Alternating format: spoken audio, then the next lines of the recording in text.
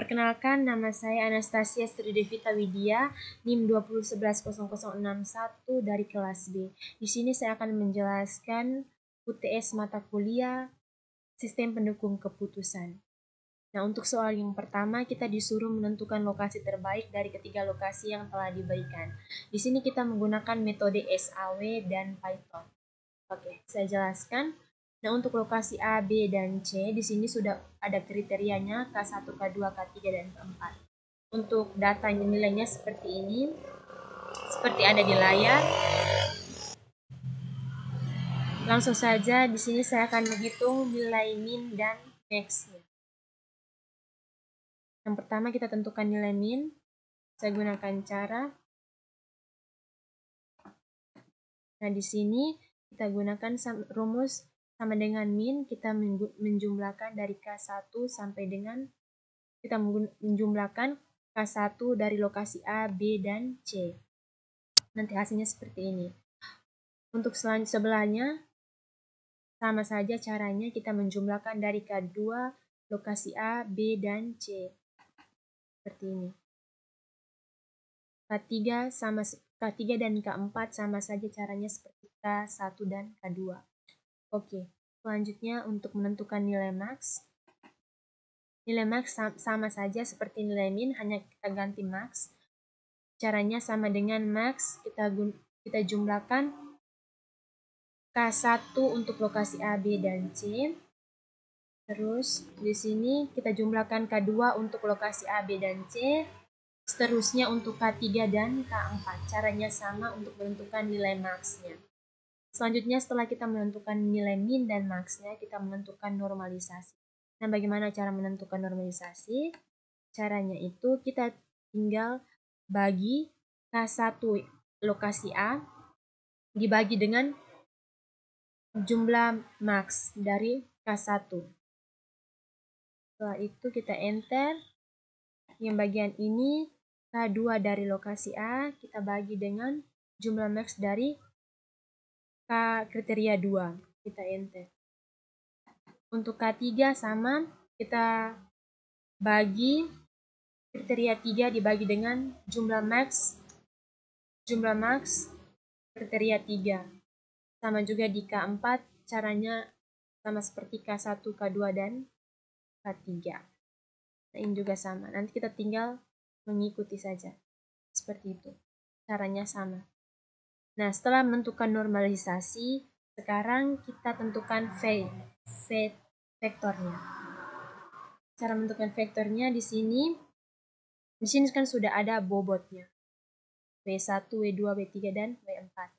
Nah, untuk menentukan vektornya, kita tinggal kalikan saja. W1 kita kalikan dengan normalisasi K1, W2 ditambah dulu, W2 dikalikan dengan K2, tambah W3 dikalikan dengan normalisasi 3, terus W4 dikalikan dengan normalisasi K4.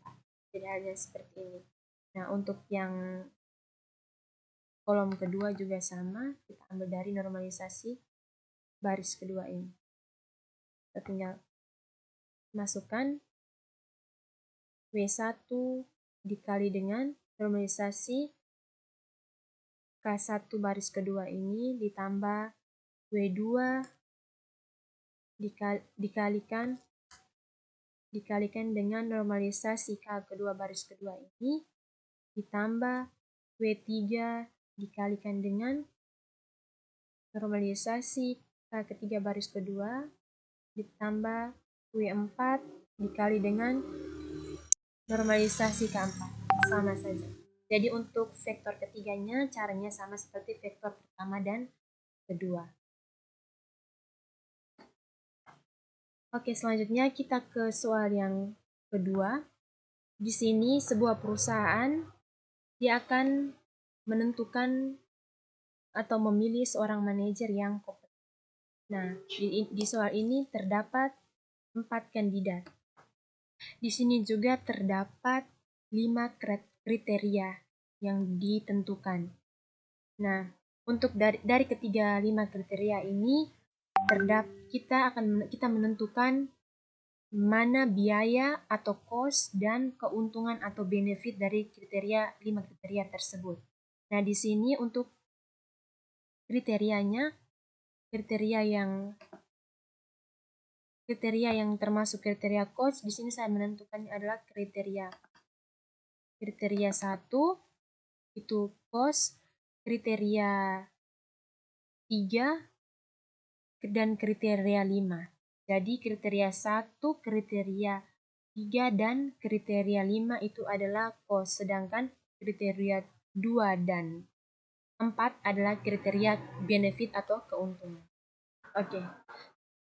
Nah, untuk kandidat A, B, C, dan D, kriterianya sudah seperti ini, datanya seperti ini.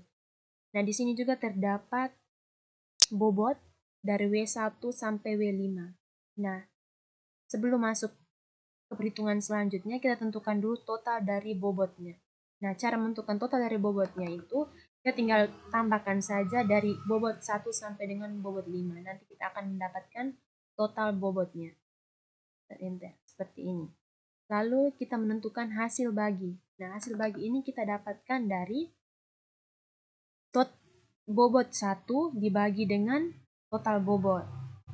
Lanjut, yang kedua, bobot kedua dibagi dengan total bobot. Sampai dengan bobot kelima dibagi dengan totalnya. Jadi, untuk hasil bagi caranya seperti itu. Kita membagi bobot dengan total dari keseluruhan bobot. Oke. Selanjutnya ke S1. Caranya itu tadi kita menentukan cost dan benefitnya. Jadi di sini ada min dan positifnya. Cost atau negatif dan positif atau benefit. Nah, di sini kita lihat. Nah, cara menentukan E1-nya ini kita ambil dari K1. K1 kita pangkatkan dengan hasil bagi yang pertama, bobot yang pertama. Ini bobot yang pertama ini karena kriteria 1-nya adalah negatif, maka kita min atau negatif.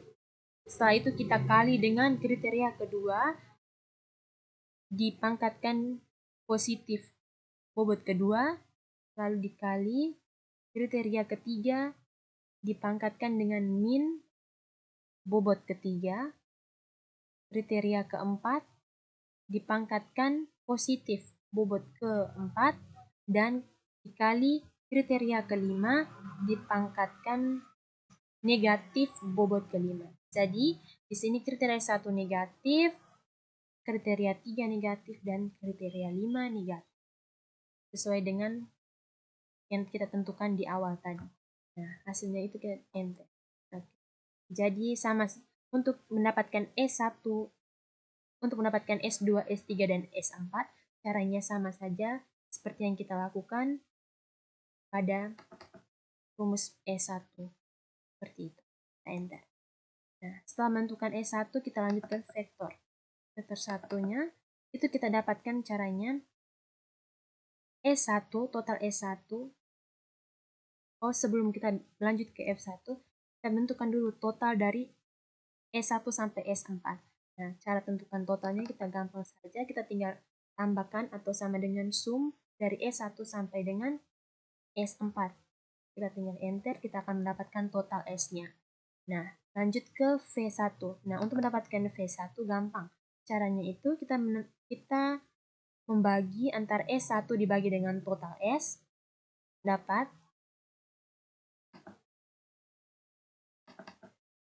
untuk F2 kita bagi S2 dibagi dengan total S, dapat hasil F3 dan F4 caranya sama, yaitu kita bagi antara S3 dengan total S, S4 kita bagi dengan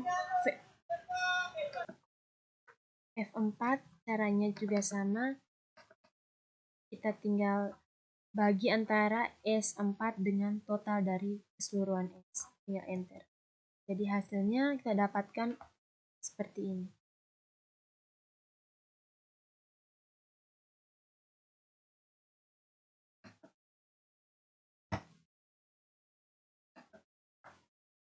Selanjutnya nomor 3 di sini soalnya itu adalah sebuah studi kasus tentang optimalisasi pemilihan teknologi informasi TI untuk sistem pendukung keputusan DSS menggunakan metode AHP, manual, dan Python. Nah, di sini di layar sudah ada data awalnya C1, C2, dan C3 serta C4. Nah, di sini ada cost dan benefit. Nah, setelah data awal, di sini juga ada data pairwise-nya.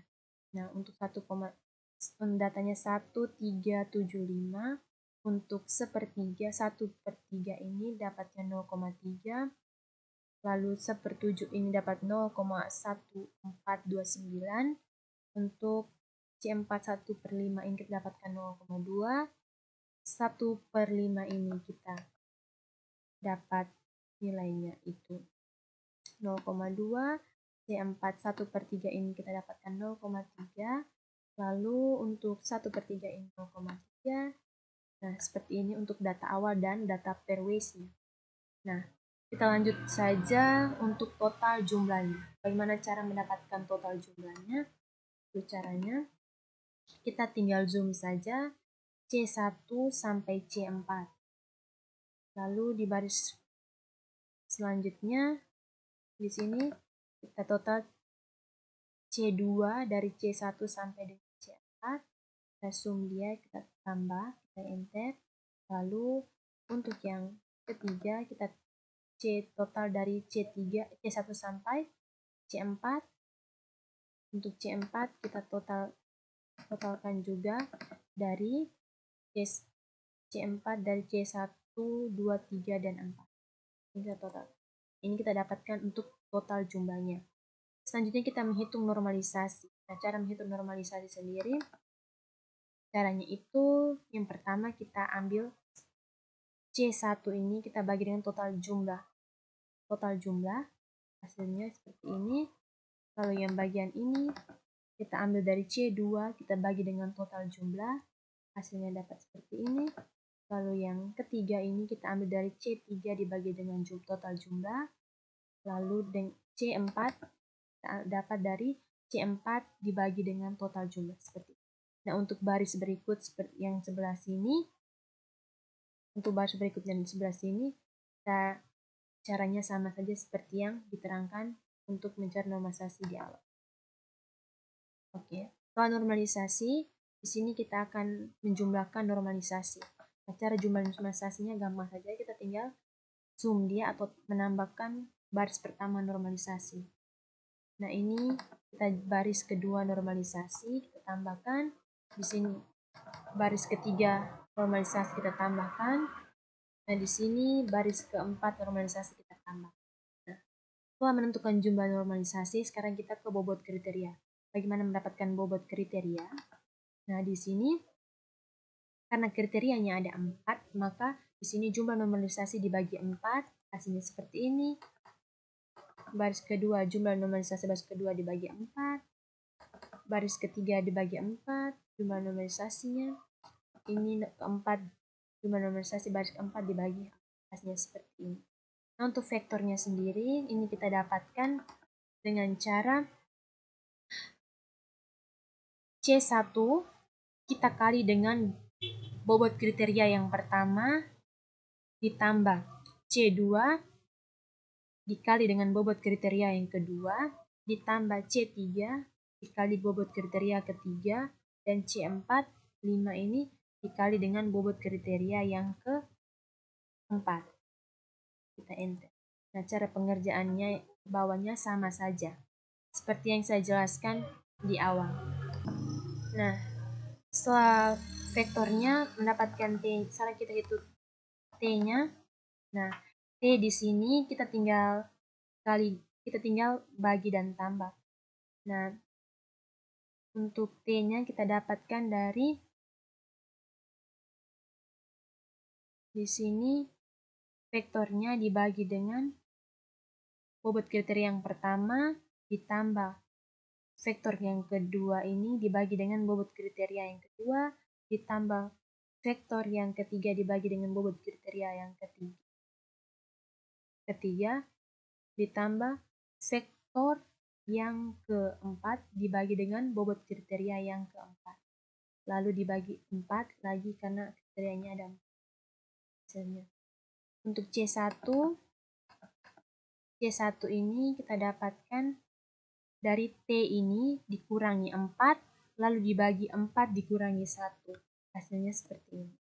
R16 ini adalah nilai default atau bawaan, sedangkan untuk nilai konsistennya kita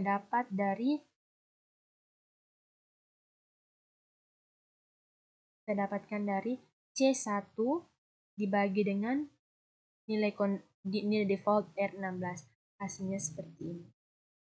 Jadi untuk Excel metode AHP soal ketiga seperti ini. Setelah melakukan perhitungan menggunakan Excel, sekarang kita menghitung menggunakan Python. Nah, di Python sini tadi kan saya sudah menjelaskan untuk metode SAW, WP, dan AHP-nya. Jadi di sini saya langsung menjelaskan dari yang pertama soal untuk metode SAW-nya. Nah, untuk metode SAW-nya di sini saya sudah running dia. Nah, ini untuk script default-nya atau saya sudah memasukkan lokasi A, B, dan C untuk kriterianya seperti ini.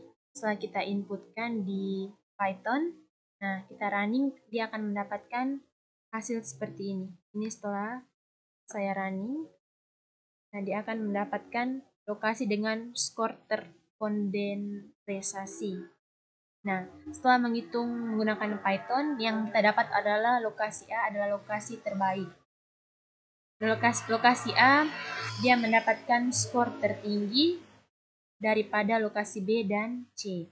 Nah, untuk nilainya seperti ini, E1 sampai 4, F1 sampai dengan F4. Total produknya adalah seperti ini. Nah, untuk bobot kriteria seperti ini. Jadi untuk metode SAW menggunakan Python-nya seperti ini. Kita lanjut ke soal yang menggunakan metode WP atau weight product. Nah, di sini saya sudah memasukkan kandidatnya, data matriksnya seperti ini. Nah, setelah dijalankan, kita mendapatkan hasil dari perhitungan Python-nya seperti ini.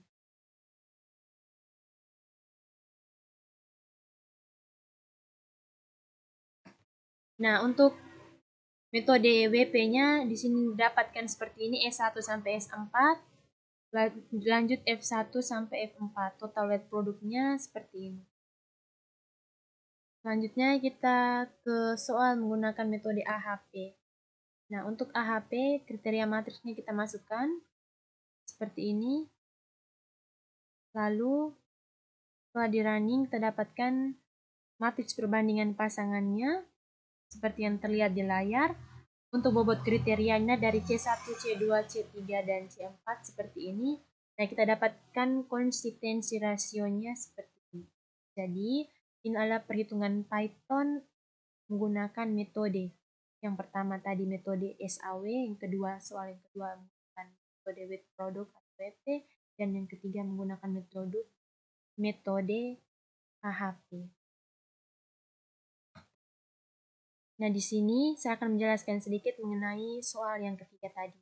Yang pertama, kita diminta untuk menjelaskan bagaimana menggunakan metode. Di sini kita menjelaskan bagaimana menggunakan metode AHP untuk membantu perusahaan dalam mengambil keputusan lokasi toko baru. Nah, metode AHP sendiri adalah sebuah pendekatan analisis keputusan yang dapat membantu perusahaan dalam memilih lokasi toko baru. Nah, langkah pertama dalam menggunakan metode ini, pertama adalah identifikasi kriteria. Yang kedua itu membangun hierarki. Nah, untuk membuat struktur hierarki mencerminkan hubungan hierarki antara hierarki dan subkriteria. Di sini lokasi toko baru biasanya itu biaya sewa, kedua kepadatan populasi, aksesibilitas, keamanan, persaingan, dan potensi pertumbuhan pasar. Langkah ketiga kita berikan bobot relatif. Berikan bobot relatif untuk setiap kriteria dan subkriteria. Langkah keempat, bangun matriks perbandingan pasangan. Di sini kita buat matriks perbandingan pasangan untuk menentukan bobot relatif. Yang kelima, Hitung vektor bobot kriteria, yaitu hitung vektor bobot kriteria dengan menjumlahkan kolom-kolom matriks perbandingan pasangan dan menghitung rata-rata setiap baris. Langkah ke-6, hitung konsistensi. Lakukan uji konsistensi untuk memastikan bahwa matriks perbandingan pasangan yang dibuat konsisten. Langkah ke-7, evaluasi lokasi. Evaluasi lokasi toko baru berdasarkan kriteria yang telah ditentukan menggunakan filter bobot. Langkah ke-8, pemilihan lokasi. Pilih lokasi toko baru dengan nilai tertinggi berdasarkan evaluasi menggunakan metode AHP. Langkah ke-9, validasi hasil. Diskusikan hasil dengan tim manajemen pemangku kepentingan, memvalidasi hasil dan memastikan bahwa keputusan diambil dapat diterima secara luas.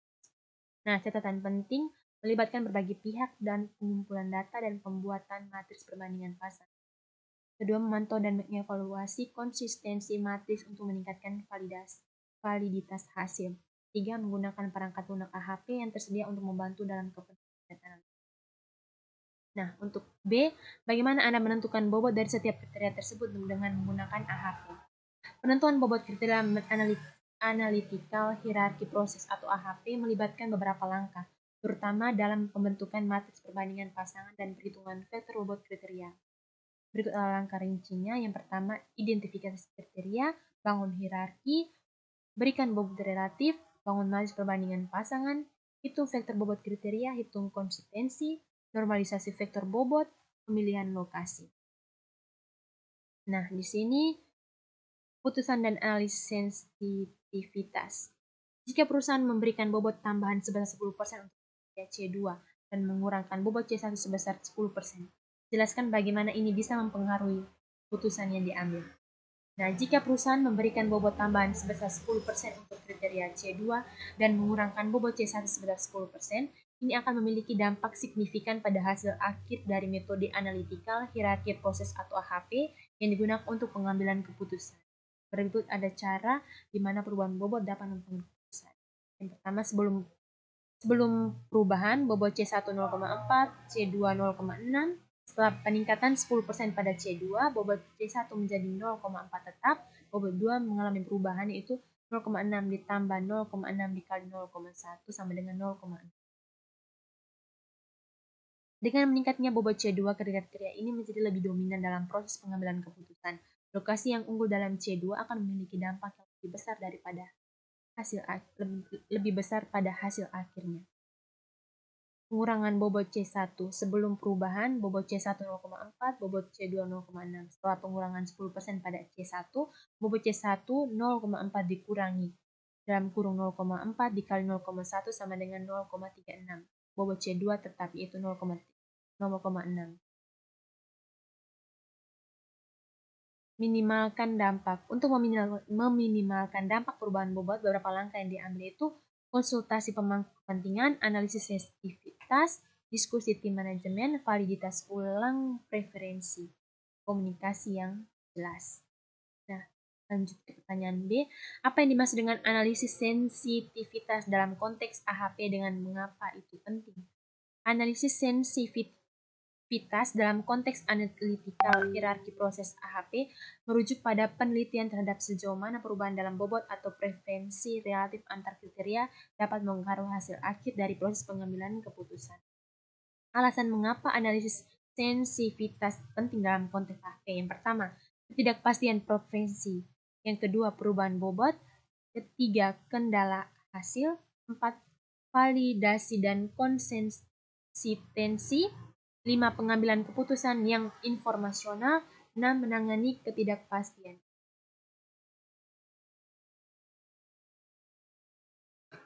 Pertanyaan ketiga, diskusi dan evaluasi. Jelaskan bagaimana metode AHP dapat diintegrasikan ke dalam DSS untuk membuat proses pengambilan keputusan menjadi lebih sistematis dan terstruktur. Yang pertama itu adalah identifikasi tujuan pengambilan keputusan. Yang kedua, penentuan kriteria dan subkriteria. Yang ketiga, pembentukan hierarki. Yang keempat, input perbandingan pasangan. Yang kelima, perhitungan bobot. Yang keenam, normalisasi bobot. Ketujuh, evaluasi alternatif. Kedelapan, analisis sensitivitas. 9, pemilihan lokasi dan visualisasi hasil. Yang ke-10, manajemen riwayat dan dokumentasi. Manfaat integrasi AHP ke dalam DSS. Otomatisasi. Yang kedua, interaktivitas. Yang ketiga, konsistensi. Yang keempat, ketelitian. Dan dengan mengintegrasikan AHP ke dalam DSS, organisasi dapat mencapai proses pengambilan keputusan yang lebih efisien, terstruktur, dan didukung oleh analisis yang kuat. B. Apa kelebihan dan kekurangan menggunakan AHP dalam konteks DSS dan bagaimana kekurangan tersebut bisa diminimalisir? Kelebihan metode AHP dalam konteks DSS yaitu pertama, pendekatan yang sistematis, kedua, kemampuan menangani multi kriteria, yang ketiga, fleksibilitas, yang keempat, analisis sensitivitas, yang kelima, keterlibatan pemangku kepentingan. Kekurangan metode AHP dalam konteks DSS. Yang pertama, subjektivitas. Yang kedua, konsistensi. Yang ketiga, sensitivitas terhadap input. Yang keempat, kompleksitas perhitungan. Nah, bagaimana cara meminimalkan kekurangan AHP dalam DSS? Itu bisa dengan cara validasi dan diskusi. Yang kedua, penggunaan perangkat lunak.